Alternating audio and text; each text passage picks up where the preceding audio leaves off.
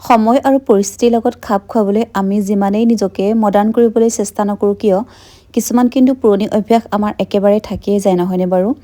মাছ ধৰিবলৈ যোৱাটো মোৰ সৰুৰে পৰা এটা নিচা আছিল। চাকৰি পোৱা আগমুহূৰ্তত যেতিয়া মই ঘৰত আছিলোঁ তেতিয়া কিন্তু মই প্ৰায়ে মাছ ধৰিবলৈ গৈছিলোঁ আৰু সেইকাৰণে এতিয়াও একেবাৰে মাছ দেখিলে মই একদম ৰ'বই নোৱাৰোঁ। আৰু সেইদিনাখন মই ঘৰলৈ গৈছিলোঁ আৰু ঘৰলৈ যাওঁতে দেখিলোঁ যে আমাৰ ঘৰৰ পুখুৰীটো একেবাৰে পানী শুকাই গৈছে। পানী শুকাই শুকাই অলপহে আছিলগৈ আৰু তাতে মাছবোৰ ইমানেই বেছি টিপটিপাই আছিল নহয়, মই একদম দেখি ৰ'বই নোৱাৰি খৰাহী এটাকে ল'লোঁ মাছ ধৰিবলৈ বুলি। আৰু এয়া দেখিছে নহয় কেইটামানকৈ ধৰোঁতে ধৰোঁতে মাছ বহুত বেছিয়ে হ'লগৈ আৰু এনেদৰে মই 3 দিন মাছ ধৰি খালোঁ।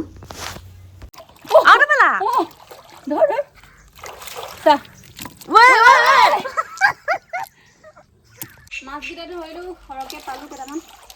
এইডোখৰতে দডোখৰ আছে, আকৌ ইয়াত ঢাকি থৈ গৈছোঁ নহ'লে চৰাইকেইটাই খাই শেষ কৰি পেলাব।